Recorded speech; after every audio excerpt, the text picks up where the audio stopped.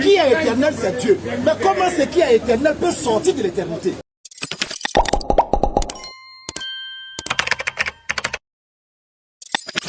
L'information avant que tu ne sois conçu, excuse-moi, dans le ventre de oui, j'ai compris. Où avant ta naissance. Avant ta naissance. Jérémie me connaissait où? On dit avant ta naissance. Ça c'est avant ma naissance. Le lieu. Avant ma naissance n'est pas le lieu. Il me connaissait où? Ça c'est le lieu. Attendez. Avant que tu ne sois conçu, Jésus, le Seigneur des Seigneurs, te connaissait. Où? Il y a des mots. Vous voyez, il ne peut pas. Il n'a pas ce niveau-là. Non, on n'a pas besoin de ces lieux dont tu parles là. Le grand Pico n'a pas ce niveau-là. Donne-nous le lieu. Vas-y, relis le texte. La parole de l'Éternel me fut adressée à ce mot. En disant, afin que je puisse former dans le fond de ta mère, oui, je te connaissais. Où? Ça c'est un, continue. Et afin que tu puisses sortir de son sein, je t'avais consacré. Je t'avais établi prophète des nations. Où est-ce que tu avais consacré et établi Jérémie? Mais qui a établi Jérémie? C'est pas le Seigneur Jésus-Christ. Celui qui a établi Jérémie là, c'est le Seigneur Jésus-Christ. Vous êtes dans le sein de la mer. Est-ce qu'avant le sein de la mer, Jérémie n'était pas Jérémie? Il était Jérémie, non? Donc la connaissance de Dieu à l'égard de Jérémie ne commence pas ici. Il a dit au verset 4, avant que ton père et ta mère ne se croisent, je te connais. La parole de l'Éternel me fut adressée à ce mot. J'ai fini de lire. Afin que je puisse former dans le ventre de ta mère. Attends, avant que Jérémie ne soit formé dans le ventre de sa mère, il était où? Il était où? Non, tu poses la question, moi je pose une question. J'ai dit qui a formé Jérémie? C'est Dieu. Ah non, c'est le Seigneur Jésus-Christ. Je t'envoie dans Jean 1, verset 1. D'accord, c'est le Seigneur Jésus. Non, tu n'as pas de réponse là. Non, la réponse est dans Jean. Tu veux nous faire croire que c'est dans le ventre de la mer seulement que Dieu connaît les gens. C'est pas moi, je dis. C'est lui le verset 4. Oh, c'est pas moi. La parole de l'Éternel me fut adressée à ce mot. Oui. Afin que je puisse former. C'est-à-dire, avant que Jérémie même ne soit formé dans le ventre. Oui. Je te connaissais. Donc, avant que Jérémie n'arrive dans le ventre de sa mère, il était où et puis Dieu le connaissait? Il était dans l'éternité. Il était dans l'éternité. Toi aussi, tu n'étais pas là-bas? Tu étais là-bas, non? Comment tu sais qu'il était là-bas?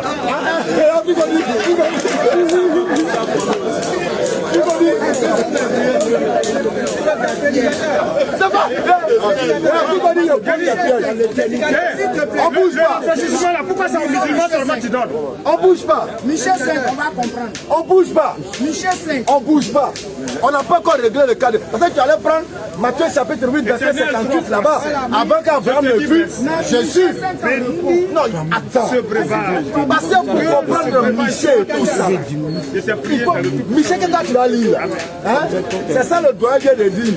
Il dit Jérémie était dans l'éternité. Or dans Michel, c'est ce qu'il t'apprête à dire. Si Jérémie était dans l'éternité, moi béni était dans l'éternité. Oui, mais c'est blasphématoire mon petit. Là, il dit c'est beau. Attends.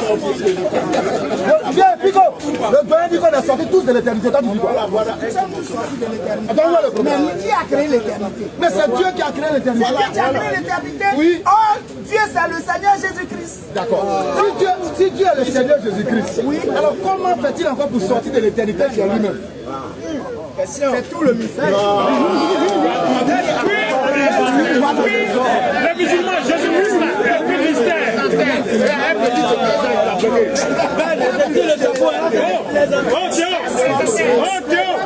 Je n'aime pas ça, un croyant. Non, toi qui es un croyant.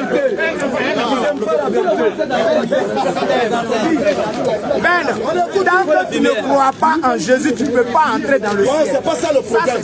Tu dis que Jésus était dans l'éternité. Oui. Or, éternité ramène à éternel. Qui est éternel, c'est Dieu. Mais comment ce qui est éternel peut sortir de l'éternité? Ce qui est éternel, c'est-à-dire qu'il n'a pas eu de commencement. On est d'accord avec tout ça? Il n'a pas eu de fin. Est-ce qu'il peut sortir de l'éternité? Il y a un seul qui est éternel. Est-ce qu'il peut sortir de l'éternité? Lisons d'abord. Lisons Michel 5. Lisons Michel 5. Il a déjà répondu à ça. C'est un mystère. C'est quoi? C'est un mystère. Est-ce que ce Dieu est un mystère? Question. Oui. Comment Dieu est devenu homme? C'est le mystère. Toi, tu n'as jamais accepté. Il n'y a pas de mystère. Si. Toi, tu n'as jamais accepté ça. Quand Dieu a été fait chair, là, toi, tu n'as jamais accepté ça. Attends, tu dis que c'est un mystère, non? Vérifions les Écritures.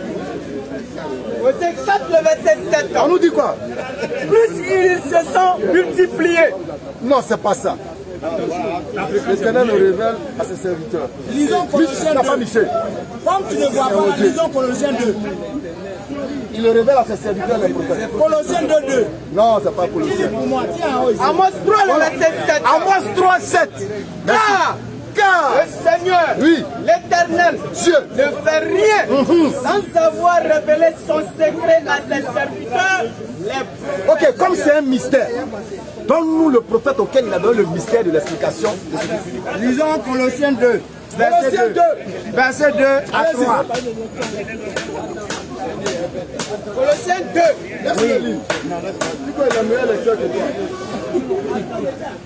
Afin qu'ils aient le cœur rempli de consolation, qu'ils soient unis dans la charité, c'est-à-dire dans l'amour, et enrichis d'une pleine intelligence pour connaître le mystère de Dieu, savoir Christ.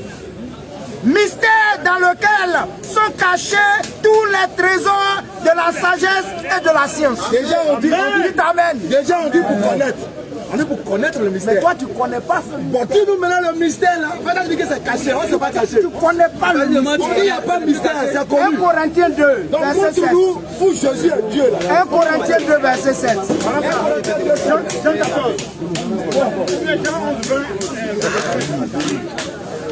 Allons-y. On est avec Pico. Pico, allons-y.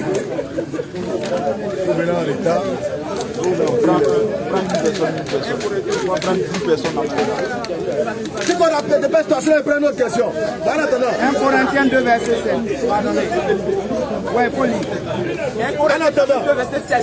Oui, Nous prêchons la sagesse de Dieu. nous prêchons la sagesse de Dieu, mystérieuse et cachée, que Dieu Avant les siècles, avait destiné pour notre pouvoir. oui, Sagesse qu'aucun des chefs de ce siècle n'a connue. ne l'a connu, oui, Car s'ils lui sont connus, oui, ils n'auraient pas crucifié le Seigneur de gloire. Il n'aurait pas voilà le crucifié qui? mystère. Il n'aurait pas crucifié qui? Il n'aurait pas crucifié le Seigneur de gloire, Ça dit Dieu, n'est-ce pas? qui est le Seigneur Jésus. Ça dit Dieu, non? Bien sûr, tu mélanges. D'abord, Tico, pour ton enseignement biblique, le mot Seigneur s'applique à Abraham et à tout le monde. Seigneur est une personne à qui Dieu a donné une autorité. Ça ne veut pas dire qu'il est le créateur des cieux et de la terre. Tu comprends? Non, j'ai bien, Pico. Abraham est appelé Seigneur. Moi, je suis Seigneur chez moi. Et d'ailleurs, même, quand tu prends le mot Seigneur, c'est du mot Seigneur est sorti le mot Monsieur. C'est-à-dire le ciel, c'est la contraction du mot Seigneur. Donc ça ne veut pas dire Dieu. Maintenant, quand on rentre dans... Quand Dieu s'appelle appelé Seigneur, là, il établit les normes de sa seigneurie. Il dit qu'il est le créateur des cieux et de la terre. Seigneur des cieux et de la terre. Jésus n'a jamais dit qu'il est Seigneur des cieux et de la terre. Au contraire même, lui-même il est sujet à tout ce qui contient la terre. Non. Alors, nous avons une question ici. Oui, je vais dire, par rapport à tout le débat que je suis arrivé, D'accord? Matthieu chapitre 27. On est à 27, 45. a dit, avant qu'Abraham, Non, ça c'est Jean 8, 58. Jésus a dit, avant qu'Abraham ne soit, je suis, avant qu'Abraham ne fût, je suis. Non. Avant qu'Abraham, faut lire le verset. Non, avant de lire ça, la folie. Non, s'il te plaît. Pico, attends d'abord. C'est lui qui parle. Non, attends d'abord. Non, Pico, c'est lui qui parle. C'est lui qui parle d'abord. Après, S'il te plaît. On fait content, on se perd dans la Jean chapitre 8, allons-y. Jean 8, le verset 58. Jésus leur dit, en vérité, je vous le dis, avant qu'Abraham fût, je suis. Bon, est-ce que ce passage-là, est-ce qu'il suffit pour démontrer, soi-disant, le mystère de la divinité de Jésus? Pas du tout. Parce que quand Jésus dit, avant qu'Abraham ne soit, je suis, je fais d'accord, je concède ça à Jésus-Christ, puisqu'il peut exister avant Abraham. Maintenant, est-ce que ça me suffit pour dire que Jésus est Dieu? Je vais prendre le cas par exemple. dans les jours de sa chair à Jérusalem, il y a eu des apparitions des anges.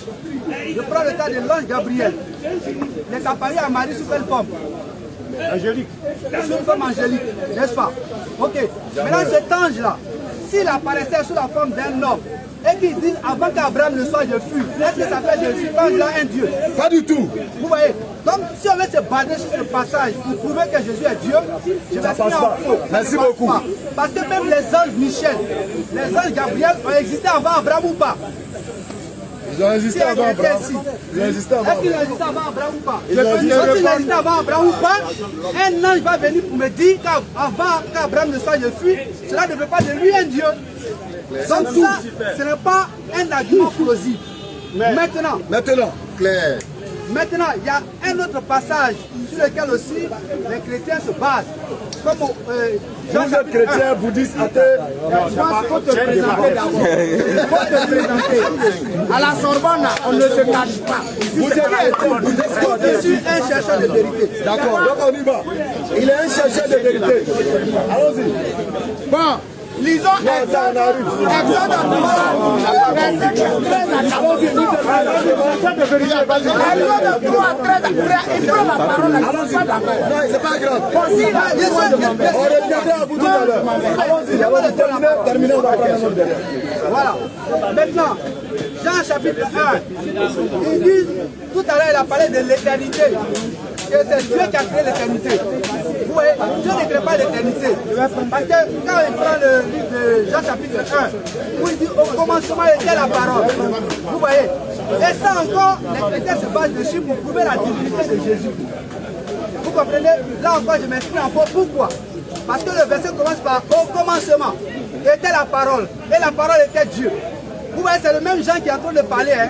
Et la parole était Dieu. Voilà, et la parole était Dieu. Donc ça dit que... Oui, excusez-moi d'abord.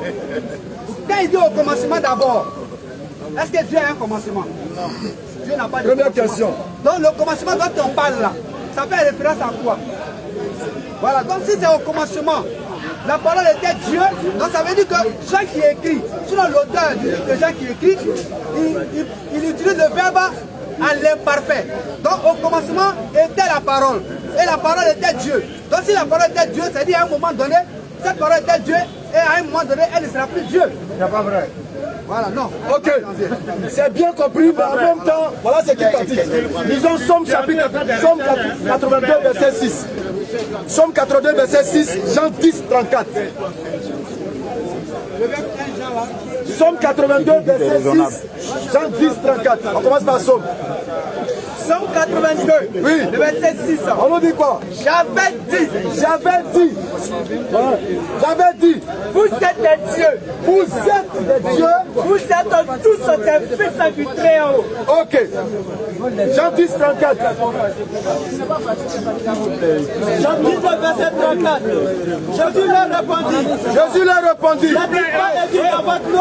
N'est-il pas écrit dans votre loi? J'ai dit, vous êtes des dieux. Ok. Tu dois 4.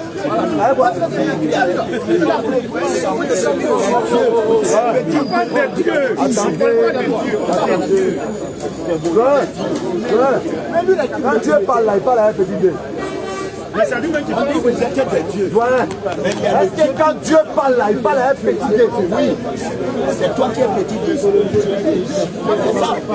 Les dieux, les étiez des dieux, les hommes sont des dieux. Petit Dieu. Donc on parle à un petit Dieu. Mais tu ne comprends pas. Quand Dieu même il parle, et puis il t'interpelle. Petit Dieu. Petit Dieu, tu es petit Dieu. Apprenez-moi, Ah oui, moi il n'a jamais su. Et bien sûr, que dans la parole, là, quand on parle là, il y a majuscule, il y a minuscule. oui, bien sûr. Oui. Qui a créé majuscule, mon ami? Qui a créé majuscule là? On a qui parle là, où est majuscule là? C'est toi qui es minuscule. Non, dans ta phrase, c'est toi là, où est majuscule? Oui, c'est le Dieu qui est majuscule. Est-ce que vous comprenez? Mais le Dieu Majuscule quand on parle là, dans une phrase comment dans une phrase prononcée, vous voyez minuscule et majuscule. oui, Voilà. par rapport à la grandeur. C'est spirituel. Alors, maintenant Jean 1, verset 1. Au commencement était la parole. Et puis après on lit La parole était avec Dieu. Et la parole était Dieu. On a l'habitude de dire La parole de Dieu, quand on dit ça à des plaisantins sur Facebook et TikTok, les Paulou Moussa, les Alexandre Salomon et autres, on dit la parole de Dieu ne peut être Dieu que si elle est incréée. Parce que Dieu n'est pas une créature. Une fois que la parole de Dieu se manifeste en une créature, la créature n'est plus Dieu. Tout est écrit. Jean chapitre 1, verset 1.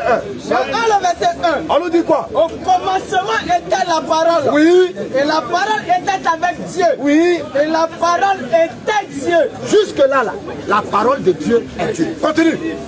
Elle était au commencement avec Dieu. D'accord? Toutes choses ont été faites par elle. Est-ce que tout ce qui a été fait par la parole là est la parole? Ouais. Tout ce qui a été fait par la parole, est-ce que tout ce qui a été fait par la parole est la parole? Non. Tu comprends maintenant? Oui. Donc tout ce qui a été fait par la parole qui est Dieu n'est pas Dieu. Parce qu'elle est la manifestation de la volonté de la parole incréée. Non, c'est une mauvaise logique. Est-ce que, verset 3. Au verset 3. Toutes choses ont été faites par elle. Est-ce que tout ce qui a été fait par la parole qui est Dieu est Dieu? Mais pourquoi tu veux que ce que Dieu crée là soit toujours la parole? Mais voilà, Dieu utilise le langage pour créer. Voilà. Et que tu veux que ce langage-là soit forcément la créature. Donc on se comprend maintenant. Tu vois qu'on se comprend, non? Donc la parole de Dieu n'est Dieu que lorsque cette parole est créée. Mais une fois qu'elle se manifeste en quelque chose, cette chose n'est plus Dieu. Mais elle est la manifestation de la volonté de la parole. Quand tu dis incréé ici, là, tu veux... Est-ce que Dieu, la parole de Dieu est Dieu, non? Est-ce que la parole de Dieu est Dieu? Oui, c'est ce que tu as lu. Si la parole de Dieu est Dieu, est-ce que la parole de Dieu est une créature? Ou si tu veux, est-ce que Dieu est créé? Non, Dieu n'est pas créé. Est-ce que sa parole est créée? Tu as dit que la parole de Dieu est Dieu. Oui, dans le sens propre du terme.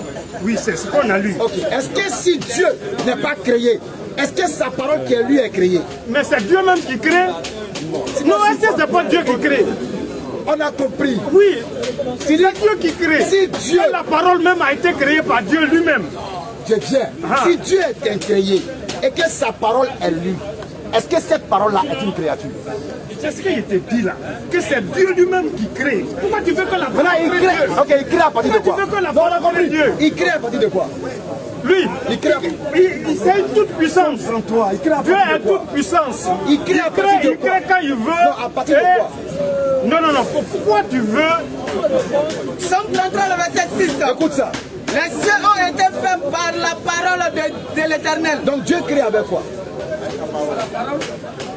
Et toute leur armée par le souffle de sa bouche. Dieu crée avec quoi? Vas-y. Non, ça veut dire Dieu crée avec quoi? Il crée avec la parole. Est-ce que cette parole-là est lui? Est-ce que cette parole-là est Dieu? Mais la parole est sortie de lui. Les cieux ont été faits par la parole de l'Éternel. Tu sais, en réalité, la parole de Dieu, je répète ça haut et fort, et il n'y a pas un homme religieux qui peut déboulonner cette phrase-là. Il y a un qui vient de demander, montre-nous où la parole de Dieu a été créée. Mais justement, c'est parce que la parole de Dieu ne peut pas être créée qu'elle est Dieu. Mais une fois qu'elle devient une créature, c'est plus Dieu. Au verset 9, non. Quand il dit, et la chose arrive, il ordonne, elle existe. Donc, il a dit à Marie, sois enceinte. Et puis l'ordre s'est exécuté, Jésus s'est formé dans sa matrice. Qui s'est formé dans le ventre de Marie? La parole de Dieu ou bien Dieu? La parole s'est manifestée dans le ventre de Marie. Mais pas Dieu. N'est-ce pas? Silence radio, fréquence brouillée. Non, quelle fréquence de brouillée? Ok, on revient à vous. Question. Par la parole, Dieu crée les luminaires. Est-ce que la terre est Dieu? Non. Non, c'est une créature de Dieu. Dieu crée les animaux, par la parole. Oui. Mais est-ce que l'animal est Dieu? Non. Donc on se retrouve. C'est tellement simple. Alors, la parole de Dieu ne peut être Dieu que si cette parole est incréée, parce que Dieu n'est pas une créature, Dieu n'est pas créé, Dieu est incréé. Mais sa volonté se manifeste au travers de sa parole. Il dit soit et la chose. Car il dit. Il dit. Et la chose arrive. Maintenant, ce qui arrive là n'est pas lui, mais c'est son ordre et sa volonté. Vous suivez? Alors Jésus est la parole de Dieu. Moi, je suis la parole de Dieu. Vous êtes la parole de Dieu. Nous sommes tous la volonté manifeste de Dieu. Mais nous ne sommes pas Dieu dans le sens propre du terme. Ce que tu ne comprends pas encore, Beth, c'est que Jésus lui-même, là, il est Dieu. Dans quel sens? Moi, je suis Dieu. Non? Pourquoi? Il est Dieu à quel sens? Somme 82, 6, Jean 10, 34. Moi, je suis Dieu. Toi-même, tu es Dieu. Nous tous ici, on est Dieu. Ça dit, c'est pas. Il faut lire. Somme 82, 6, Jean 10, 34. Somme 82. Le verset 6. Le verset 6. On dit quoi? J'avais dit. Vous êtes des dieux. Il s'agit de qui? Nous, non? Donc, tu es Dieu, non? Mais pas Dieu dans le sens Dieu réel. On est d'accord avec ça. Donc Jésus aussi est Dieu. Jésus est Dieu comme toi. Comme moi. Pas comme toi. Pas comme toi.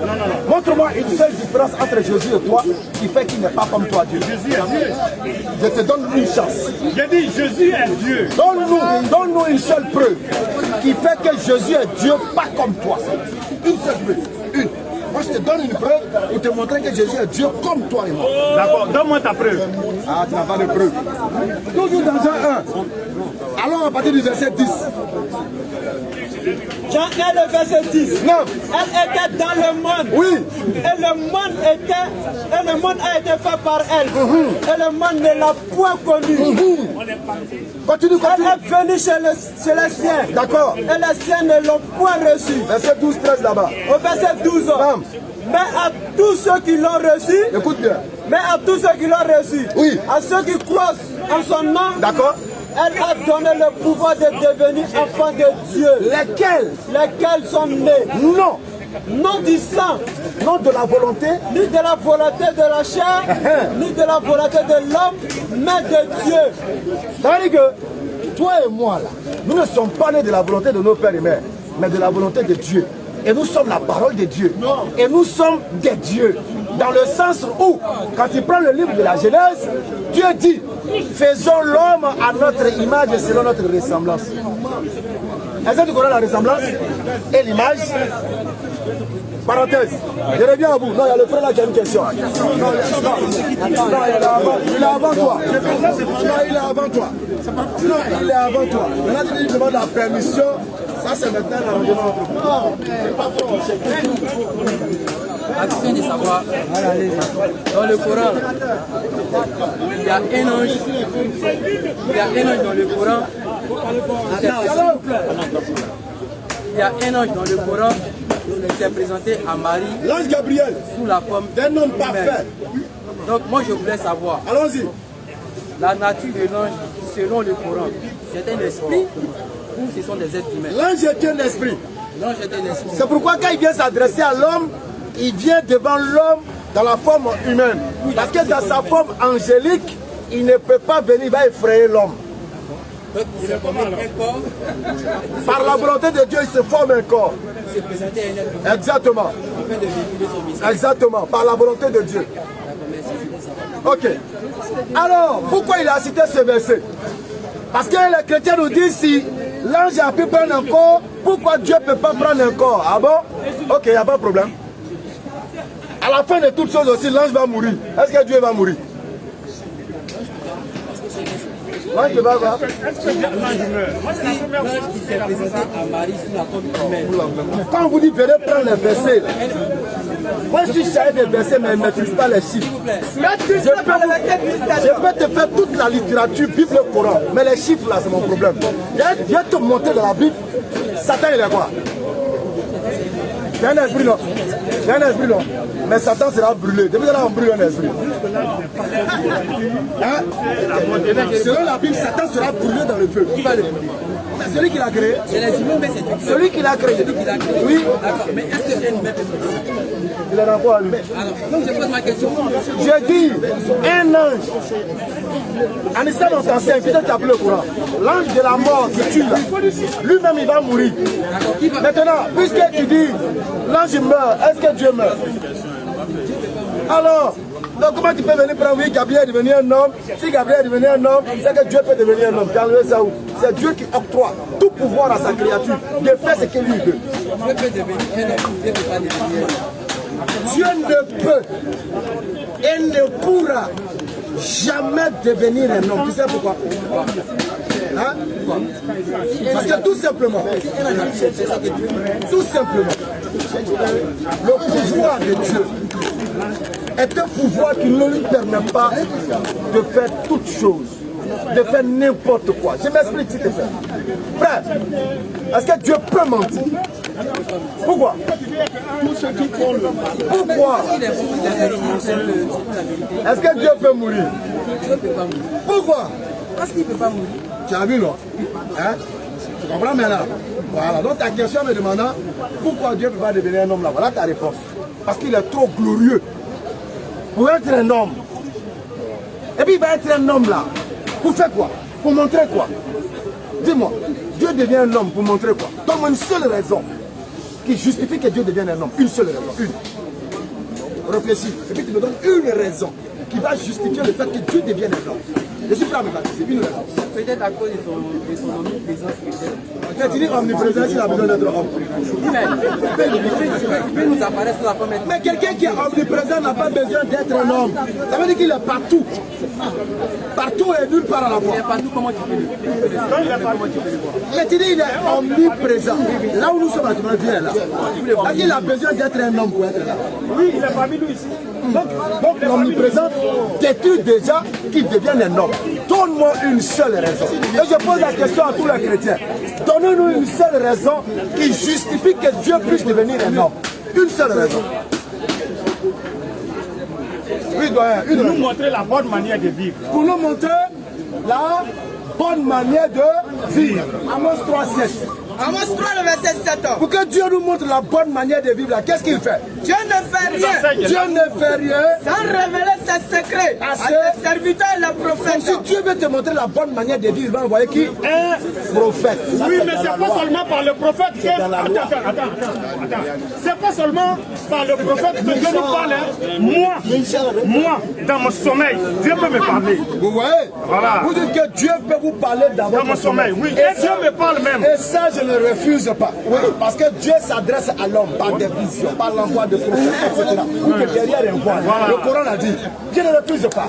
Alors, si Dieu peut te parler, est-ce qu'il a besoin de se présenter à toi? Il a besoin. Tu fais quoi? Pourquoi? Donne-nous une raison. Dans sa souveraineté. Donne-nous une raison. Il dit, je me révèle à toi pour te faire connaître ma volonté, pour te bénir. Okay. Donc il se révèle. Un homme sans révélation est en danger. Ok. Comme toi-même, tu es en danger. Ok. Quand vous prenez Dieu, quand vous dites Dieu se révèle, est-ce que le verbe révéler ici, c'est dans le sens physique ou dans le sens de la transmission du message? Comment? Il faut lui dire c'est physique. Ça fait de quoi même? Quand il se révèle à toi, il se révèle à toi pour te faire connaître à toi. Maintenant, quand tu as la foi, il te fait passer le message. J'ai compris. C'est tout. Est-ce que quand il se révèle, c'est par le message ou de façon physique? Façon physique. Amos 3, le verset 7. Dieu ne fait rien. Dieu ne fait rien sans révéler ses secrets à ses serviteurs les prophètes. Mais quand il révèle à ses serviteurs les prophètes, ça me fait quoi? Ça me fait quoi? C'est pourquoi passer le message? Attends. Au temps de la loi. Non, écoutez très bien. Écoutez très bien. Quand Dieu se révèle, écoutez très bien. Au temps de la loi. Vous avez une question? Regardez ça. C'est les prophètes. Mais au temps de la grâce, c'est apparu à Mariam. L'ange est apparu à Myriam. Sous la forme humaine. L'ange qui s'est apparu à Myriam. L'ange qui s'est apparu à Myriam dans le Coran. D'accord. Elle a dit que si Myriam a giflé l'ange, il a giflé l'esprit. Je veux savoir. Alhamdoulilah. Si l'ange se présente à toi dans la forme d'un être humain, si tu as giflé l'ange dans la forme humaine, c'est l'ange qui a giflé. C'est un esprit. Tu as giflé qui? Il a giflé un corps. Le corps de qui? Le corps des personnes. C'est un esprit. Je ne peux pas gifler un esprit, c'est pas possible. Est-ce que tu es un esprit? Vous l'avez dit tout à l'heure. Est-ce que tu es un esprit? Non. Ah, il m'apprête à te gifler au fait. Est-ce que tu es esprit? Je te demande si tu es esprit. La question n'est pas là. Je te pose une question. Est-ce que tu es esprit? Je suis un homme. Un homme? Oui, je suis un homme. Composé de? Moi, je suis un homme. C'est quoi un homme? Non, vous m'avez C'est quoi un homme? Vous m'avez posé une C'est question. quoi un homme? Je suis un homme. C'est quoi un homme? Je suis un homme. On a compris. Maintenant, c'est quoi un homme? Je suis un homme. C'est la réponse qui est là. Quand vous dites ouvrez le discernement. D'accord. Je suis doté d'esprit et d'âme. Esprit et corps. Bien, donc tu es esprit. Ok. Si elle gifle ton corps là, il a giflé qui? Tu n'as pas giflé mon esprit. Il a giflé qui? Tu as giflé mon corps. Très bien. Qu'est-ce qui te fait savoir que tu as été giflé? Écoute-moi bien, je te donne un joli coup comme ça. Qu'est-ce qui te fait savoir que je t'ai giflé? Le contact. Non, non, non, s'il te plaît. Qu'est-ce qui permet à l'homme de savoir qu'il a reçu une gifle? C'est l'âme. C'est l'esprit. C'est l'esprit d'abord. C'est-à-dire l'esprit te donne la capacité de savoir ce qu'on appelle être giflé. Non, je viens. Maintenant, l'âme, lui, il va te permettre d'alimenter la douleur. La douleur. Quand l'âme sort du corps, si tu veux, il faut gifler le corps. Est-ce qu'il ressent douleur? Il ne ressentira la douleur que lorsqu'il y a l'âme dedans. Donc quand on te gifle, là, on gifle ton corps, ton âme et ton esprit. Donc vous pouvez tuer un esprit, c'est ce que vous pouvez dire. Vous pouvez tuer un esprit. On ne tue pas, on ne peut pas tuer un esprit. Mais si je te... Écoute-moi. Si je... Non, je viens. Si tu tues une personne, on dit tu lui as ôté, tu as ôté sa vie. Tu as ôté sa vie. Son inexistence là fait que le corps, l'âme et l'esprit disparaissent. Donc, dans le langage abusif, on dira, tu as tué son esprit, tu as tué son âme, tu as tué son corps. Parce que tu n'existes plus. Tu n'es plus là. Mais ça ne veut pas dire que j'ai pris l'esprit et puis le tué puisque je ne le vois pas. Maintenant, quand je te tue là, est-ce que tu peux encore réfléchir? Non, l'esprit est parti.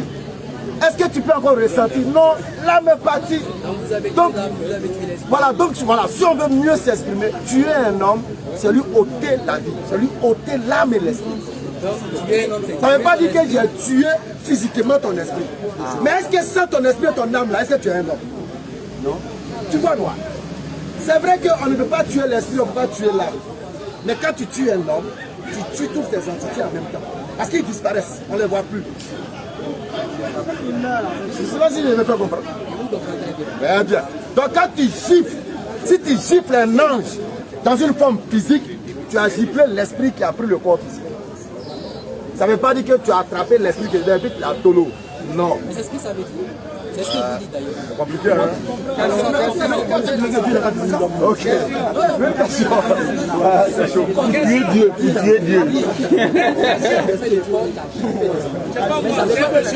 Je veux répondre, mais fatigué. Mais en même temps, Il est là. C'est bon?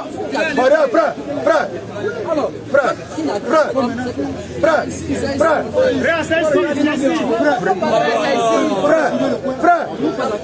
Selon la doctrine chrétienne, même si moi je n'accepte pas, est-ce que Dieu est esprit?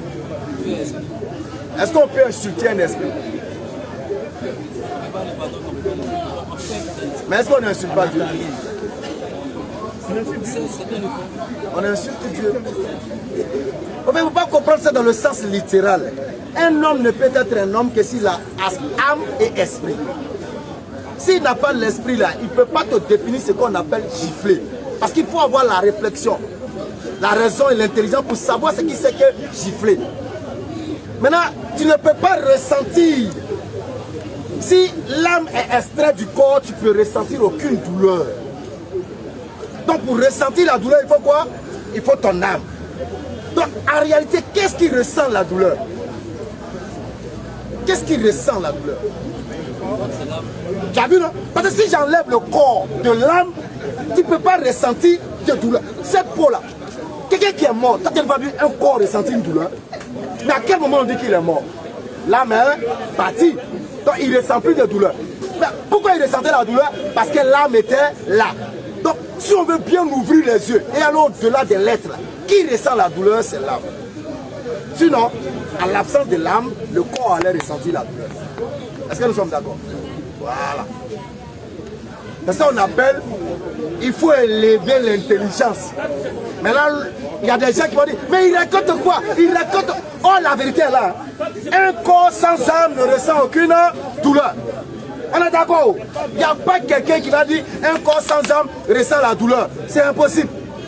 Maintenant, si le corps, là, la peau, là, ne ressent pas la douleur, qu'est-ce qui me fait ressentir la douleur?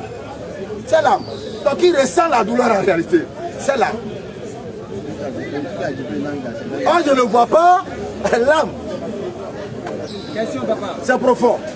Mais il faut être musulman et intelligent pour rentrer dans ce genre de dimension. On n'a pas besoin de l'esprit. Un oiseau qui a quitté au ciel pour venir. Saint-Esprit, non. On est déjà Saint-Esprit. On vous écoute.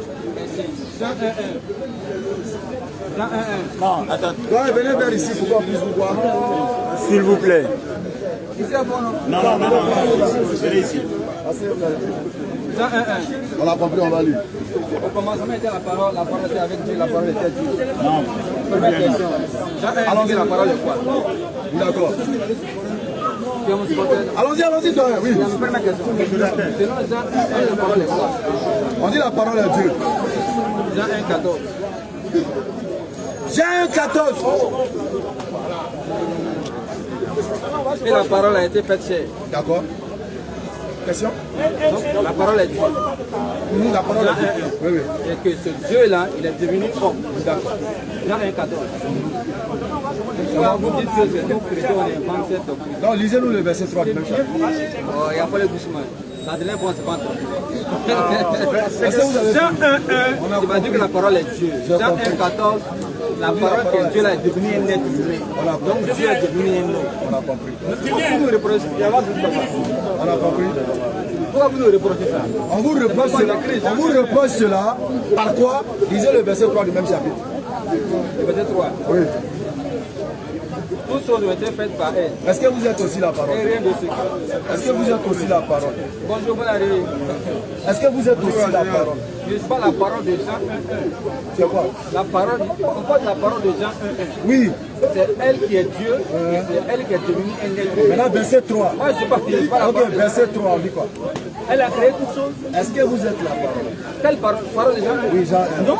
Qui a créé toute chose? Qu'est-ce qui a créé tout? C'est la parole qui a créé toutes choses. Et cette parole-là est quoi? Cette parole est quoi? Elle s'est fait chair. Jean 1. Non, cette parole est quoi dans le verset 3? Elle est Dieu. Maintenant, elle a créé toutes choses. Est-ce que vous êtes dedans? Elle m'a créé.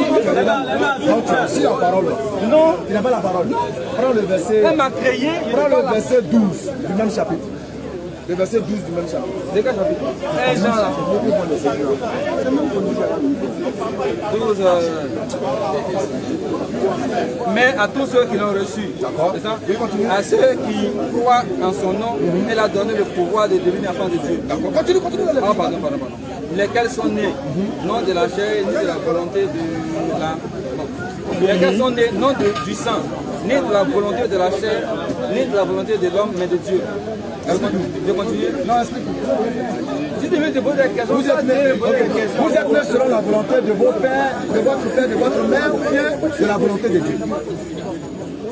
Je t'ai expliqué ça, mais je t'ai expliqué comment on va essayer. J'ai dit. Voici, Ok. Le verset dit, à tous ceux qui l'ont reçu, ceux qui acceptent, ils sont nés non pas de la volonté de la chair, mais de la volonté. Ok. Est-ce que vous êtes nés de la volonté d'un homme et d'une femme? Selon le texte. selon le texte, les enfants de Dieu dont on parle dans le texte, ceux qui acceptent la parole là, ils sont nés non pas selon la chair ni le sang, mais selon Dieu. Est-ce que vous êtes nés selon la chair ou selon la volonté de Dieu? Moi, en tant qu'homme, je suis mon papa, je suis ma maman. Il y a une question? On est de papa. Il y a une question. Non, pardon, s'il te plaît. Tu as déjà répondu. Je viens. Pardon, aujourd'hui là, je ne pense pas que je fasse exprès. Tu me poses une question, je réponds. Pourquoi j'ai dit que tu as déjà répondu? Je viens, papa. Donc, c'est parce qu'on ne se comprend pas. J'ai dit, tu m'as demandé, est-ce que moi je suis né de la volonté de la chair? Il dit c'est mes parents qui ont voulu me mettre au monde, ils se sont mariés, ils m'ont enfanté. Je viens, papa. Est-ce que c'est ce que je viens, s'il te plaît, papa, je viens. Laisse-moi parler, s'il te plaît. Tu m'as dit non, que le débat est fini. Je te dis, ce qui est ici, là, c'est ceux qui acceptent la parole de Dieu, là, comme celle à qui ils doivent obéir. Ces individus-là, c'est des hommes d'abord, c'est des êtres humains qui acceptent la parole qui est au commencement. C'est des hommes, ils ont pas besoin de maman d'abord. Vous êtes dedans ou bien vous n'êtes pas? Tout le monde, tous ceux qui acceptent. Est-ce que vous êtes dedans? Je suis dedans. Mais est-ce que vous êtes dedans selon la volonté de la chair? Je dis oui dans le sens de... Est-ce que c'est ce que le texte... oui, mais en tant qu'esprit... Lesquels sont nés?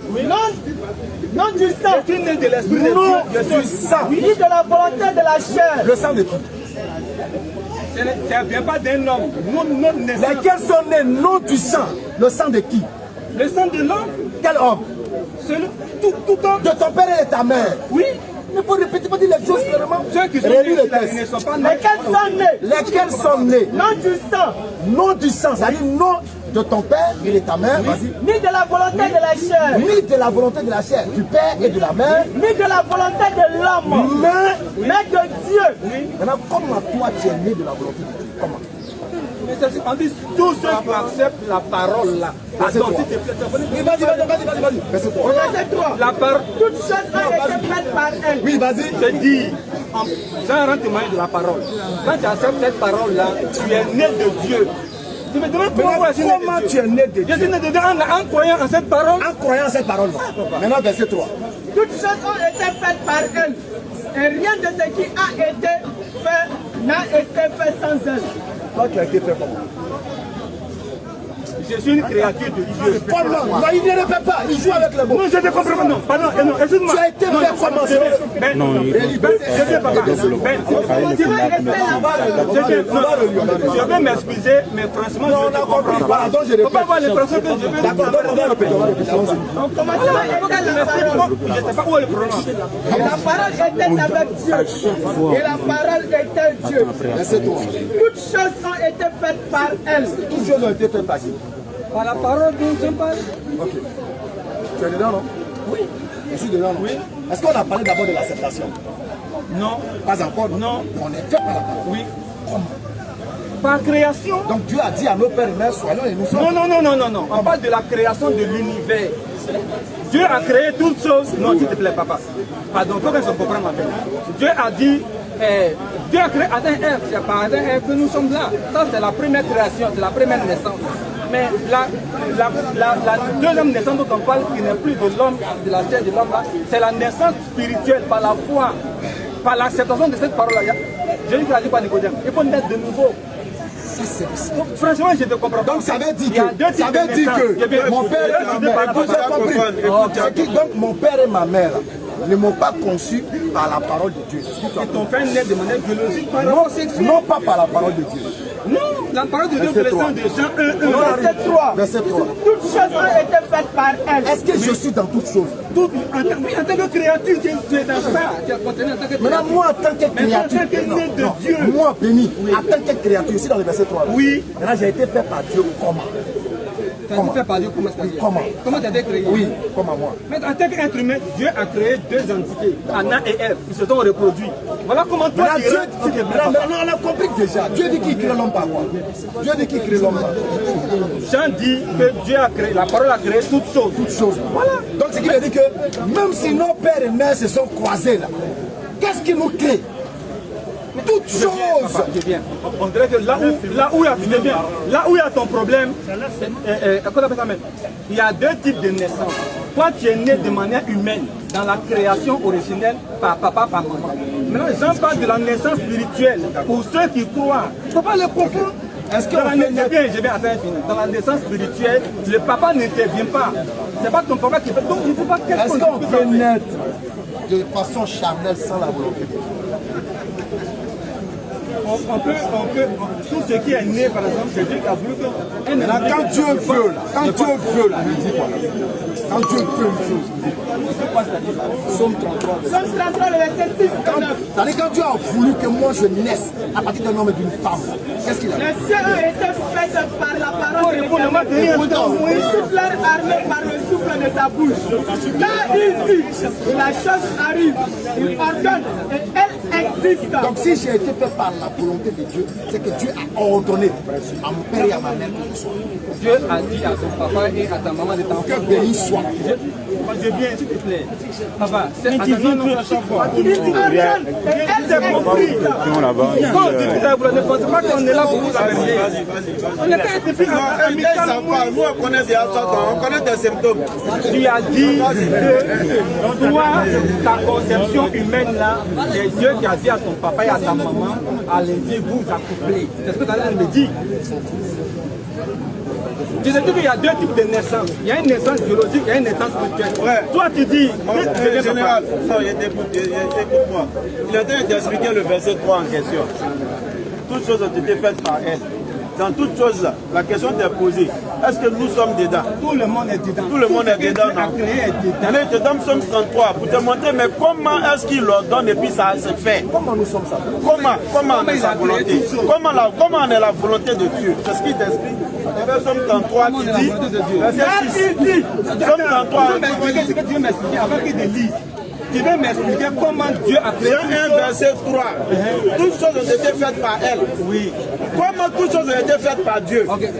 Comment Dieu a créé toutes choses? Est-ce que tu veux m'expliquer? C'est ça? D'autres thèmes. C'est ça? Oui. Ok. Comment? Est-ce que tu sais comment? Est-ce que tu sais comment? m'expliquer comment Dieu a fait. Non, je veux savoir si tu sais. Je vais parler, après tu vas parler sur ça. Je crois que Dieu a créé toutes choses par son pouvoir de création. Maintenant, son pouvoir de création, c'est quoi? Comment ça se manifeste? Il est créateur, c'est un être créateur. Il sait, il ne veut pas dire, ça ça dit. Comment ça se fait? Il prend pour les vis. Il dit, attends, est-ce que Dieu prend pour les vis pour faire? Non, Dieu, il qu'est-ce qu'il fait? Quand il a voulu créer la lumière, il a dit que la lumière soit. Il a utilisé? Il a parlé. Il a utilisé la parole. Il ne peut pas utiliser. Ça peut pas se dire. C'est tout. Il a souffert. Non, attends. Évitons le désordre, s'il te plaît. Évitons le désordre. Évitons le désordre. C'est pas partout. Faut s'occuper de lui. Évitons le désordre. Respecte ton frère général qui a dit. Non, c'est toi qui nous respectes pas. Tu t'adresses à nous en parlant de désordre. On a discuté. Mais c'est ça le désordre, mon vieux. Et puis il proclame c'est bien. Est-ce que tu me connais même? Toi t'es qui? Désordre là, il me retrouve déjà. Ça, si tu veux alors ça. Alors le désordre. Ça t'arrangerait plus si tu te calmes. Il finit tranquillement, tu rentres. C'est tout. C'est ce qu'il t'a demandé. Depuis même là, j'ai pas la Ben ici. Non, lui, il a. Voilà, mais si tu es arrivé, pourquoi insulter les gens? Les gens de désordre. C'est toi qui m'as insulté. C'est toi qui as traité de désordre. Si vous devez parler en Quand tu dis à quelqu'un évitons le désordre, c'est qu'il a fait faire le désordre. Il est développé comme ça où il est là. C'est la vérité qui le brûle. Non, Dieu va rougir, mais c'est de la fausseté. Dieu va rougir, mais elles ne vont pas se passer. Il faut te calmer. Il faut te calmer, mon ami. Il a des rouges, mais ça va se casser. Tout le monde est là. Les réveils vont dire ça comme ça. Il n'a même pas encore parlé, mais il est grand temps. Non, tu as commencé par l'agression. Général, Général, laisse-le, il y a réglé son cas. Je suis derrière. C'est maintenant tu viens d'arriver. Seulement tu n'as pas de Général, tu as déjà donné la réponse. Quand tu as dit par la parole, c'est ce qu'on s'est reçu à t'expliquer depuis. Dieu crée par sa parole. C'est ce que Somme 33 vient expliciter. Lis. Somme 33, le verset 9. 6 d'abord, 6 d'abord. Au verset 6. Les cieux ont été faits par la parole Les cieux ont été faits par la parole de l'Éternel. Écoute en général. Toute leur armée. Oui. Par le souffle de sa bouche. On est d'accord. Car il dit. Oui. Et la chose arrive. Allons-y. Ordonne. Oui. Et elle existe. D'accord. Général, toutes choses là, est-ce que Jésus-Christ est dedans? Non, là, ça devient maintenant un débat de la divinité. C'est une question que je t'ai posée.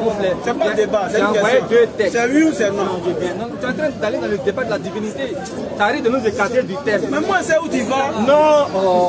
C'est tout épisode. Le débat est fini, c'est bon.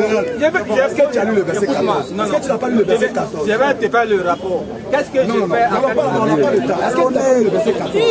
Mais si tu ne sais pas quel est mon problème, mon frère, tu ne peux pas m'aider. Voici moi mon problème. J'ai dit de venir exposer à peine.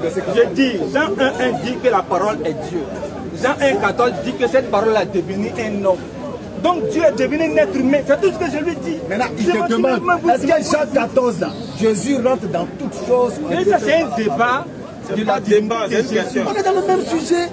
Tu as pris le verset 14, tu dis la parole a été faite chair. Maintenant on te demande, est-ce que Jésus est dans toutes choses qui ont été faites par la parole? Oui, verset 14. Ce que je peux te dire, comme vous voulez qu'on touche le point de la Trinité de Jésus, Jésus-Christ, je te réponds. Je ne sais pas pourquoi vous êtes nerveux en fait.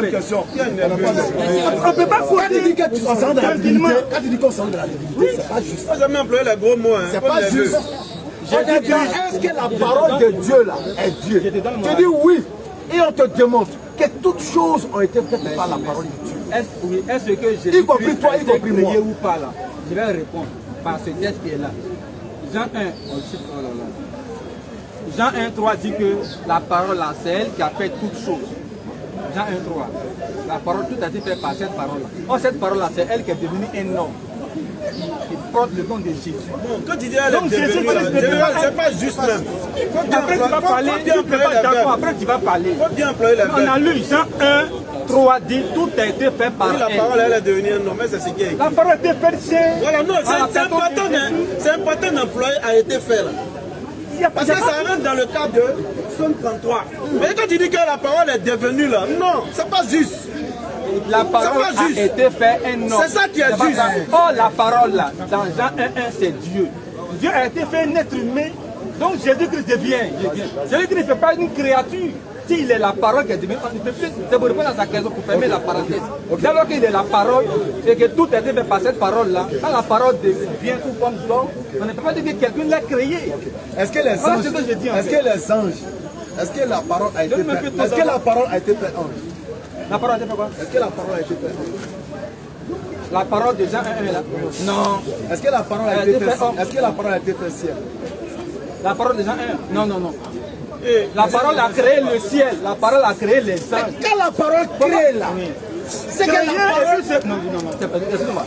Fabriquer une voiture et devenir une voiture sont deux choses différentes. Je peux fabriquer une voiture, mais je ne deviens pas la voiture. Mais c'est où c'est écrit que la parole est devenue? En fait, tu as dit, fais cette erreur, je t'ai corrigé. La parole n'est pas devenue, frère. La parole a été faite. C'est pas pareil. La parole a été faite. La farine, oui, mais la parole n'est pas devenue. S'il te plaît. Elle a été faite par qui? La parole elle a été faite par qui? Elle est devenue, il n'y a pas par qui dedans. S'il te plaît, parlons un arrêt, s'il te plaît, s'il te plaît. Vas-y, faut parler, je vais te quand tu dis elle est devenue là, quand tu dis elle est devenue là. Vous êtes nerveux comme ça. Tu es nerveux. Moi, tu aimes employer ce thème-là. Tu aimes employer ce mot-là. On a su le thème.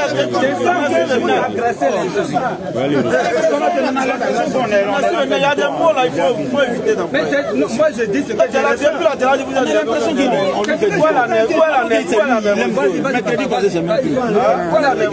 vous voulez discuter Général, la farine a été faite. La farine a été faite. La farine est devenue du pain. Donc c'est la même chose. Que quoi? La farine a été faite pain. Ça veut dire quoi? La farine et puis tu... Ça veut dire que la farine est devenue du pain. Oui. Est-ce qu'une farine peut devenir du pain? Il faut un boulanger normalement. Comment c'est ça? Très simple. Donc quand la parole a été faite chère, il faut pas partir, hein, de prendre tout à on peut laisser Attends. Pourquoi il est nerveux? Il faut poser la question. C'est lui-même qui est en train de créer. Pourquoi il est nerveux? Attends, il faut me prendre. Faut te prendre ailleurs à part ici là ou bien? Faut le prendre. Moi, c'est plein que je connais. Quand tu es venu, tu viens me prendre. Tu es parti, il dit non, attends, on va partir. Je ne veux plus, il faut me prendre. Non, il ne faut pas partir, on te prend. On va te prendre, on va finir à lui d'abord. Le neveu, regarde. Ton neveu. Général, c'est lui qui est neveu. C'est lui qui est neveu. Neveu, tu dis depuis là. Lui, il voulait parler. Non, lui a dit, on finit à toi d'abord. On m'a fait, il dit, il veut me prendre. Bon, j'ai coupé. Vas-y, vous le prenez. Si c'est pas fait d'argent, vous coupez. Non, c'est comme ça l'islam. dit qu'on veut te prendre là, où est le problème? Mais moi, j'ai un appel, je vais répondre. Dis non, que lui, non. Il est nerveux. Je n'ai pas de grâce aux musulmans. C'est une grâce. Les musulmans peuvent me donner une grâce. Posez ma question maintenant. Non, attends, C'est bien un peu intéressant, c'est que tu viennes. Je vais dire prochain mercredi là. Vous ne pas créer le débat. mais il y a beaucoup de questions. C'est juste ma première question. On a la première partie. Le monsieur va avancer. Donc tu as compris l'exemple du boulanger? Oui, il est en train de parler. Donc l'exemple a fini. La farine a été faite. Oui. Est-ce que la farine est devenue d'huile ici par la volonté du boulanger? C'est tout. C'est la même chose. La parole a été faite chère. Par la volonté de qui? Somme 33, verset 6 à 9. Sa volonté consiste à dire soit et c'est. Donc il a dit à Marie, à Jésus, soit. Et il fut dans le ventre de Marie. Claire, comme nous tous. S'il te plaît, ce que tu ne comprends pas, c'est qu'il y a une base déjà. On dit tout a été fait par la parole. Je viens. Ça veut dire que si la parole elle a été faite chère, elle ne peut pas avoir été faite chère par quelqu'un d'autre. Puisqu'on dit par hypothèse, tout est fait par elle. Ça veut dire que ta logique elle ne tient pas. Si tout est fait par la parole, tu ne peux rien trouver comme création qui n'a été fait sans la parole. Sinon, tu es en train de contredire Jean 1,3. Donc ton exemple, ça ne tient pas. Au contraire, c'est ce qui fait tenir l'exemple général. Je fais exprès, C'est ce qui fait tenir l'exemple. c'est pour ça que je l'aime. Moi, il y a l'impression que c'est toi qui fais exprès. Parce que toi-même, ce que tu dis là, c'est Vous clair. l'avez rusé pour dire non. Si c'était fait par la parole de Dieu, donc non.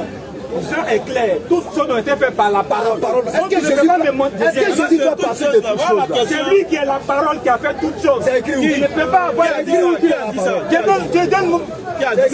c'est lui qui est devenu homme. C'est lui qui est devenu lumière. On regarde lui. C'est lui qui est devenu lumière. C'est lui qui est devenu lumière, il est devenu ciel, il est devenu terre. Par sa volonté. C'est la Bible qui Il ne le faut pas dit. confondre créer quelque chose et devenir la chose. Mais Jésus a été créé dans le ventre de sa mère. Je viens, papa. Il faut que je vienne. Créé, formé dans le ventre là. L'usine a fabriqué ça. Mais le désir, il n'est pas devenu la bouteille. Faut pas, s'il te plaît. L'eau a été mise dans la bouteille par un individu. La parole a été faite par qui? Ou bien on dit l'eau est devenue potable. Ou bien l'eau a été faite potable. Ok, maintenant l'eau est devenue potable. Maintenant, la parole a été faite par qui? Un droit dit, tout a été fait par la parole. Donc si la parole a été faite, elle ne peut avoir été faite que par elle-même. C'est pas un raisonnement logique. Tout a été fait par la parole. Par elle. Et la chair Donc a si été elle-même est devenue homme, c'est elle-même qui l'a fait. Mais c'est écrit où? C'est que tu dis là. C'est écrit où? Bon, on va avancer. Deuxième question. Gérard, c'est écrit où? Jean 1,14, je t'ai lu. C'est pas devenu, ça a été fait. Attends, je ne sais pas, attends s'il te plaît, donc laisse-moi placer un mot. Comment quelqu'un peut avec acharnement chercher à tronquer les Écritures? On dit a été fait, t'as dit est devenu. Il t'a donné un exemple parfait du boulanger. La farine est devenue du pain sec, mais par la volonté, t'as dit du boulanger. C'est tout. Donc, quand tu dis que la farine a été là, c'est l'expression correcte, c'est ce que la Bible utilise. Donc si nous devenons, nous, paroles, si nous on devient homme là, à l'instar de Jésus-Christ là, c'est que c'est par la volonté de Dieu. Somme 33, j'ai pas fini. Somme 33, verset 6 et 8 le dit clairement. Tout se fait par le souffle de sa bouche. Tout ce qui existe là, les cieux, les armées des cieux, tous, ils disent soit. Et puis c'est. Maintenant pourquoi tu veux que Jésus fasse l'exception en cherchant à tronquer les Écritures par un devenu. Il n'est pas fini. Alors que le devenu dont tu parles là, n'est mentionné nulle part dans la Bible. Bon, je ne sais pas comment tu t'acharnes sur quelque chose qui n'est pas mentionné, alors qu'on est en train de te lire quelque chose qui est écrit. Et ça, c'est ce qu'on vous répond souvent, nos frères chrétiens. Vous basez votre foi sur l'imaginaire et vous laissez ce qui est existant. Donc c'est ça qu'il faut changer. Prochaine question. Alors sur l'autre question. Non, je prends l'exemple de farine. Farine a été fait du pain. Écoute-moi très bien. Farine là, a été fait du pain. Ça veut dire que farine est passée de l'état de farine à l'état de pain. Seul. Laisse-moi parler aussi, papa. C'est-à-dire que quand on dit que quelque chose a été fait une autre chose, ça veut dire qu'elle est devenue la chose. Et toi, tu ne peux pas accepter ça. Farine, là, c'est du blé, c'est de la poudre de farine. Par les processus, ça devient du pain qu'on mange. Comment? Si on dit qu'un boulanger, il a fait que la farine, il a fait de la farine le pain, ça veut dire que la farine a été fait le pain. La farine est devenue le pain. A été fait le pain par le boulanger. C'est fini. Prochaine question. Paris sa tête. N'avons-nous pas tous un seul pain? N'avons-nous pas tous un seul pain? N'est-ce pas un seul Dieu qui nous a créés? Merci. Dieu t'a créé quoi? Dieu a créé tout le monde. Par quoi? Dieu a créé l'homme par quoi? Par la parole de Dieu. Donc c'est fini. Quand toi, ton papa et puis ta maman se croisent, mon père et sa mère se croisent là, Dieu nous crée par quoi? Ou bien il nous forme avec quoi? J'ai oublié de poser la question. Prochaine question. On va aller sur le débat. Merci beaucoup. On va avancer. J'espère que pour ne pas trop être... Ou bien attends, fais une pause. Pardon. Il n'a qu'à venir ici. Ça a créé un dégât de temps là-bas. Après on revient. Il faut venir. Après on revient. Juste quelques minutes. C'est lui qui a posé question là. Après on revient à toi. Je continue donc. Je voulais savoir. Le courant là. Ça a été descendu du ciel, déjà rédigé avec la revue, tout. Et puis, C'est quoi? Qui avait réduit de bouger. Ça a été déjà descendu du ciel. Et puis, quelqu'un a pris la peine de faire la production sur plusieurs formes et puis distribuer. Ou bien, c'est quelqu'un qui allait voir quelqu'un ici pour écrire ce que j'ai entendu dans le désordre, quelque part comme ça. Je voulais savoir. Donc le Coran n'est pas descendu en papier. C'est pas un livre avec des revues. C'est pas facile. Même si nous l'avions fait descendre sur toi, un livre en papier, même si nous, je veux dire que c'est pas descendu en papier. Donc c'est quelqu'un qui est allé voir quelqu'un. On n'a pas compris. Donc le facteur, livre là, c'est balayé. Non, c'est pas un livre qui est descendu avec des codes, puis là. Mais c'est Allah qui envoie l'ange qui avec la permission d'Allah a annoncé la parole. Je peux t'apprendre. Volume. Verset 17, le verset 106. Donc on va de transmission orale à transmission orale. Nous avons fait descendre un Coran et nous avons fragmenté pour que tu le lises lentement aux gens. Et nous l'avons fait descendre graduellement. Donc ici, il ne faut pas voir un document qui descend. Étape par étape, les versets descendent. Et puis le prophète apprend ici. L'ange Gabriel envoie la révélation et il fait descendre ça sur le cœur du prophète. Il mémorise et puis il transmet avec la prière. Le prophète est allé voir soit un scribe, soit il écrivait comme ça, dicter tout ce qu'il a entendu de la part d'Allah. Puis ce dernier, par la suite, a commencé à rédiger l'histoire. Est-ce qu'il peut arriver que c'est le dernier qui est en train de rédiger là? Il peut arriver qu'il fasse des erreurs dans la vie. Est-ce que tu as une fois écrit une lettre pour ton grand-père au-delà qui ne savait pas le moi j'en ai En ce moment, il n'était pas encore né. C'est un autre temps. Mon grand-père, il ne savait ni lire ni écrire. Il m'a appelé de venir écrire une lettre. Et puis on a assis. Après, il faut dire. Oh, awa fialana. Ake 6 hommes. Salam, s'il te plaît. Il m'a dit, il faut écrire. Il n'a qu'à envoyer 10 minutes demain matin avant que le cas dépasse. Et puis moi j'ai mis 5 minutes. Maintenant il va me dire de relire le texte. Je relis le texte. Et puis j'arrive maintenant, je dis 5 minutes. Il m'a dit non, on a dit 5 minutes. Il dit 10 minutes. Donc il écoute. Tu dis que tu es en train de dire ce qu'il t'a dit de dire.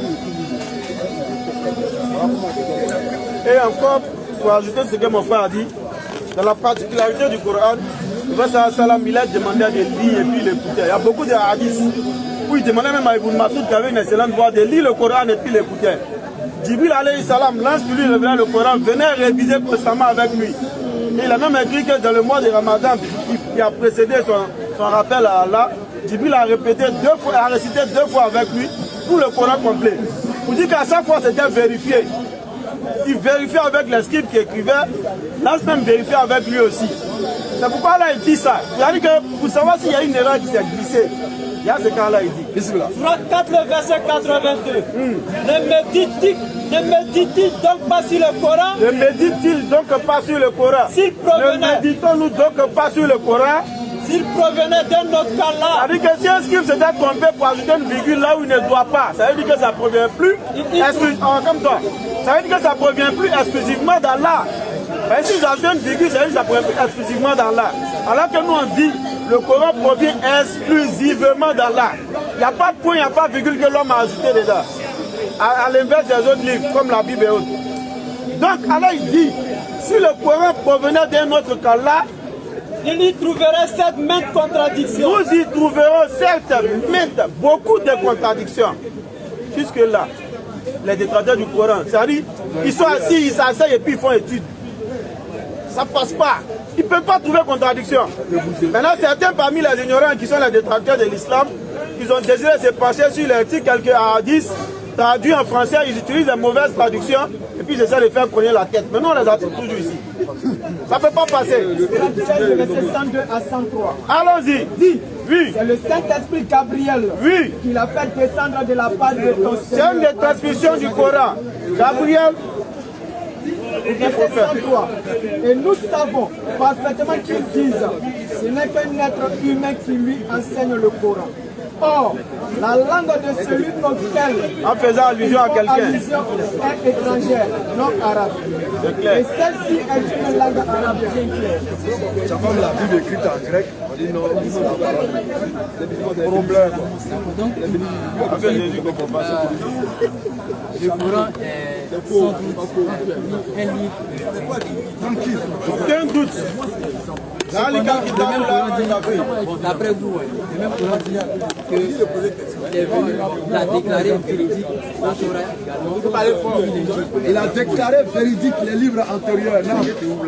Cependant, les livres antérieurs, dans la Torah, il est dit que les 3 fils de Noé n'ont pas été noyés dans le Coran. D'accord. Cependant, dans le Coran, on dit l'un d'entre eux, c'est-à-dire l'un des 3 fils de Noé, l'un d'entre eux a été noyé. Alors, si le Coran qui confirme les livres antérieurs contredit les livres antérieurs, c'est qu'il y a il n'y a aucun problème. La réponse est toute simple. C'est pourquoi Allah dit dans le Coran, ils ont falsifié. Ils ont mélangé le faux et le vrai. C'est pourquoi d'ailleurs tu ne pourras pas trouver le nombre authentique des livres de la Bible authentique. Parce qu'il y a ce qu'on appelle apocryphe. Même ce que vous lisez, lui, c'est que vous lisez 66 livres. Il y a des gens qui ont rendu 166 livres. En enlevant des livres dedans et en ajoutant des livres. Donc c'est normal que toi tu n'aies pas cette partie du fils de Noé noyé. Du fils de Noé qui n'a pas été noyé, c'est normal. C'est normal que tu puisses lire qu'eux tous ont été noyés, c'est normal. Puisque des hommes ont travaillé dessus. C'est normal que toi tu retrouves ça comme ça. Mais le Coran vient rétablir l'ordre. Quand on dit le Coran confirme qu'il y a eu la Torah donnée à Moïse. Ouais. Le Coran confirme qu'il y a eu l'évangile donné à Jésus. Quant au contenu, pourquoi mêlez-vous le faux au vrai? 3 verset 71. Et cachez-vous sciemment la vérité à la alors que vous la connaissez. Et pour ajouter à cela, frère, la Torah, une version rapide de compréhension, la Torah là, c'est composé de combien de livres? Selon ce que nous disent les Juifs eux-mêmes. Moi je ne suis pas juif, donc je ne peux pas savoir. Donc tu ne sais pas la Torah est composée de combien de livres? Donc pour toi la Torah c'est quoi? L'Ancien Testament? Excusez-moi. Non, les Juifs disent que la Torah, ils appellent ça en d'autres termes le Pentateuque. N'est-ce pas? Pentateuque composé bien sûr du Deutéronome. 5 livres composés du Deutéronome fait partie du Pentateuque. Général Arrivé, ça c'est qu'il est d'accord. Donc ce Pentateuque-là est révélé à qui? Est censé être révélé à... Est-ce qu'un mois reçoit la révélation? Deutéronome 34, verset 7. Rapidement. Deutéronome 34, verset 7. Oui. Moïse était âgé de 120 ans lorsqu'il mourut. Qui a écrit ça? Réli n'a pas bien entendu. Moïse était âgé de 120 ans lorsqu'il mourut. Qui a écrit ça? Qui a écrit ça? Qui a écrit ça? Ah bon, Moïse qui reçoit le livre On a écrit dans le livre de Moïse, Moïse était âgé de 120 ans quand il mourut. Ça veut dire que ce livre Moïse a reçu là. C'est pas ça. Il y a quelqu'un qui a travaillé dessus. Il y a quelqu'un qui a écrit quelque chose dedans. Qui a écrit ça? Il me permet. Oui, qui a écrit? Non, on finit à lui d'abord. On finit à lui. Nulle part dans le Coran, nulle part dans la Torah, il n'a été dit que l'un des fils des noyés, disons, pardon, nulle part dans la Torah que les 3 fils des noyés n'ont pas été noyés, parce qu'il y a un qui a été noyé. Donc, on tente de faire comprendre que la Torah révélée à Moïse, ce n'est pas celle qui est là. D'accord, maintenant. On t'a montré déjà une erreur, non? D'accord, maintenant c'est. Attends, est-ce que tu es d'accord que c'est une erreur qu'on t'a montré? Je suis d'accord. Ok. Donc, c'est plus la Torah que Dieu a révélée, parce que Dieu ne fait pas d'erreur. Maintenant, vous, votre Torah là, que Dieu a révélé à Moïse. Allah dit. Allah dit. Est-ce que les 3 fils de Noé là, il y a un qui a été noyé? Allah dit. Écoute, venez sur 5 verset 48. Allah dit qu'ils ont mêlé le mensonge sur 3 verset 11.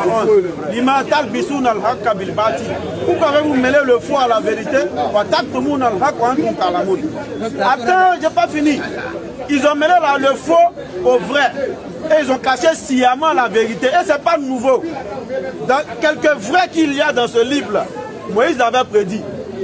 Il dit après, maman, vous vous corromprez, vous allez aller vers d'autres dieux. Jérémie 8, verset 8 aussi est clair. La plume mensongère des scribes s'est mise à l'œuvre. Donc, ça avait déjà été prévu. Prédit, pardon. Et Dieu l'a dit qu'ils ont mélangé le mensonge à la vérité.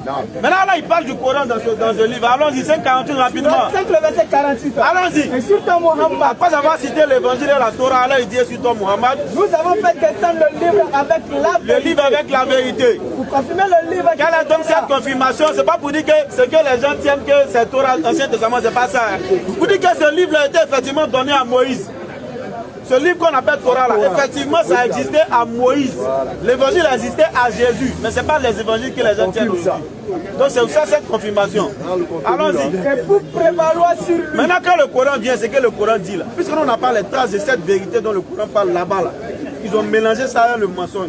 Donc le Coran vient rétablir cette vérité-là. Donc en un mot, ce que moi je veux retenir, c'est que la parole d'Allah, la Torah, a été falsifiée. La falsification là.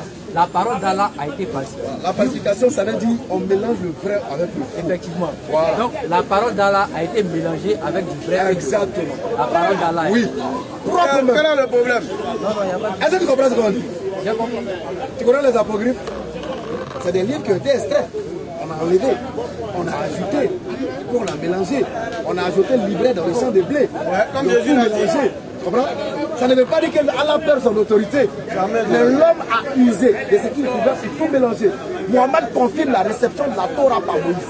Il confirme la réception de l'évangile par Jésus. Maintenant, quant au contenu, Allah dit ils ont falsifié. Ils ont mélangé la vérité et le mensonge. C'est pourquoi vous vous perdez dans tout. Vous êtes dans partout. Regarde par exemple, le Coran te raconte l'histoire d'Abraham. Le Coran te dit qu'Abraham a été pris et jeté dans un grand feu. Le Coran parle de ça. Est-ce que tu peux dire ça dans la Torah? Hein? C'est la Torah qui dit avoir maintenant c'était écrit dans la Torah. Quand tu regardes le commentaire des Juifs, ils te citent cette histoire. Qu'Abraham a été jeté dans un buisson, un grand feu. Mais ils ne relatent pas cette histoire dans la Torah. Ils l'ont balayé. Et le Coran vient rappeler cela. Tu comprends? Voilà. Donc la falsification là, c'est des leçons de l'homme. Mais ça ne veut pas dire que ça arrache à Dieu son autorité. Tu comprends? Malgré cette falsification, Dieu maintient, il maintient sa parole. Et c'est pourquoi il a envoyé le Coran pour prévaloir. De sorte que quand le Coran dit A, c'est A. Puisque là-bas, il y a apocryphe, il y a eu des conciles, les catholiques ont pris le livre, ils ont travaillé, ils ont enlevé, ils ont ajouté. Donc le Coran maintenant vient rétablir notre vie. Ça veut dire que la Bible est plus fiable. À 100%. Alors rapidement. Allah n'a pas su garder la Torah et l'évangile comme le Alors il a su garder son livre. C'est pourquoi il parle de... Mais la falsification n'arrache pas au fait que la Torah a été reçue par Moïse. Il a reçu la Torah. L'homme a la capacité de manipuler ça comme il veut. Les conciles là, c'était quoi? C'est quoi on a appelé les conciles? Qui vous ont donné toutes vos Bibles. Ils ont fait quoi? Ils ont enlevé des livres. Ils ont ajouté des livres. Ils ont modifié. C'est des écritures. Ils changent des virgules. Ils refont le livre. Un homme va faire un livre. Dieu va dire, faut pas faire ton livre. Tu fais ton livre, mais n'empêche que la parole authentique appartient à Dieu. Ça appartient à Dieu. L'essence là, l'authenticité appartient à Dieu. Vous avez l'œuvre humaine, mais l'œuvre de Dieu demeure. C'est pourquoi il y a eu la dernière révélation que le Coran qui vient rétablir l'ordre des choses. C'est clair. Voilà. La prédication, c'est l'œuvre des hommes. Les livres que Dieu n'a pas encore descendu un livre sur Moïse, Jésus. Tu me perturbé. Même mercredi, là, tu as duré ici. Faut laisser. C'est bon? C'est bon? Ok, merci. Que c'est bon. On peut écouter le général. Dès que tu as la question à poser, tu restes. C'est à nous à gérer le forum. Mais pour attendre, tu l'appelles pas. Pourquoi me dire allons-y, allons-y ici? Les musulmans, général, avant que tu me poses une autre question, on va lire le texte. On dit Moïse mourut. Moïse qui a reçu son livre là, qui a écrit ça? On a le droit aussi de te demander. On a le droit de te demander des uns et des autres, on doit demander. Nous on veut savoir. Toi tu es chrétien, non? Non, nous on veut savoir. Prochaine question. Le général n'est pas chic qui a cherché le frère. Il n'est pas chic, il cherche le frère. Là où tu es intervenu, tu as levé ta main dans le 34 verset 7. Tu as dit que tu pouvais répondre. Donc tu rentres et te poses la question. Le 34 verset 7, tu finis maintenant la question. On a compris. Est-ce que nous on ne peut pas te poser des questions? Je pose des questions dans mes questions. Pas forcément, on peut te poser des questions de compréhension. Puisqu'on a demandé un peu, il dit il ne connaît pas, toi tu es chrétien, on te demande. Mais celle-là, il a été agité même. Puis on te demande maintenant Moïse lit. Moïse 34-7 ans. Oui, Deutéronome.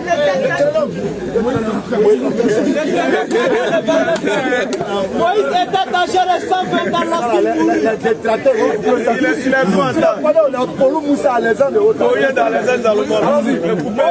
âgé de 120 ans. Moïse était âgé de 120 ans lorsqu'il mourut. Alors nous on veut savoir, Deutéronome que Moïse a reçu là, qui a écrit ça là?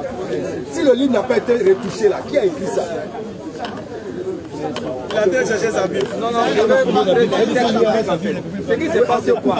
C'est-à-dire que quand Dieu révèle à Moïse, il y a un livre écrit dedans.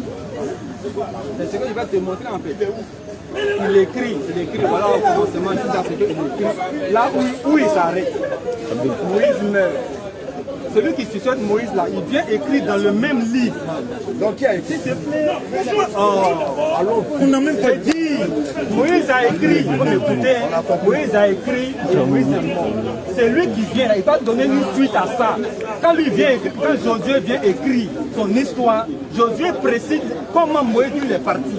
C'est tout. C'est la main, s'il te plaît, il faut m'écouter. Donc c'est Josué qui a écrit cette partie. Dans une minute, on coupe. C'était un livre entier. Voilà. La partie là qui a écrit. Il dit avant de commencer lui son ministère. La partie là qui a écrit. Il a écrit ça, c'est fini. Ok, vous avez entendu, c'est Josué qui a écrit. Donc c'est pas la révélation de Dieu. Pourquoi? Non, pourquoi la deuxième partie? Pourquoi c'est Josué qui a écrit? C'est pas la révélation. C'est Dieu qui a écrit là. Oui. Moïse était âgé de 34 ans. C'est Dieu qui a Il a vécu avec Moïse. Il a dit que Moïse. C'est Dieu qui a révélé à Josué. Je veux savoir. La mort de Moïse. Josué était là. Est-ce que Dieu a révélé? La question est simple. Il révélait pas à Josué que Moïse était âgé de 34 ans quand il mourit. Il a vécu avec Moïse. Non, c'est pas Dieu qui lui a révélé. Je veux savoir. Réponds. C'est un compagnon de Moïse. Est-ce que c'est Dieu qui lui a révélé? Général. Il révèle la question. Moïse était âgé de... Est-ce que c'est Dieu qui lui a révélé ça? Dans quel sens? Dans le sens où il ne connaissait pas. Ça veut dire est-ce que c'est Dieu qui lui a révélé que Moïse était âgé de 100 et quelques ans? Si moi, mon grand-père meurt à 30 ans, que j'ai écrit qu'il est mort à 30 ans, c'est Dieu qui m'a révélé ça. C'est pas une révélation. Non, c'est pas Dieu qui a révélé. Est-ce que c'est Dieu qui m'a révélé ça? On a compris, donc on te demande maintenant. Donc ça, c'est pas une révélation. Est-ce que c'est pas une révélation? Moïse était âgé de 120 ans. C'est une révélation pour nous. Non, celui qui a écrit là, c'est une révélation pour nous. celui qui a écrit Mais là, c'est pas pour Josué. ok, donc pour Josué, ce n'est pas une révélation. L'âge n'est pas une révélation pour Josué. Mais c'est une révélation pour nous. Ok, on a compris. Quel est le problème? Toute écriture est inspirée de Dieu. Merci. Merci Thomas. On a compris. Dis à Dieu, posez ma question. On a compris. On veut pas. Il est formidable. Il est formidable. Ok, vous voyez le Moro là. Vous voyez le Moro là. Moïse est né, ils ont retrouvé le bébé sur l'eau, n'est-ce pas? D'accord, voilà. En Égypte, puis la fille du pharaon a pris le bébé et Moïse a grandi dans le temps. Rapidement, il nous reste 2 minutes. D'accord. Oui, vas-y. Maintenant, comme Allah, l'islam reconnaît Moïse, ma question là, puisqu'il a grandi dans la maison de Pharaon, c'est leur langue, ils parlaient. Avec les langues des Pharaons, ils parlaient, non? Maintenant, voilà, c'est ce qu'ils ont enseigné. Et aujourd'hui, on nous dit qu'il a écrit. Il a écrit dans quelle langue? Dans quelle langue il parlait et quelle langue il a dit? Très bien. Donc tout à l'heure, Inch'Allah, on va à la prière. Deuxième partie, on commence sur Guizo.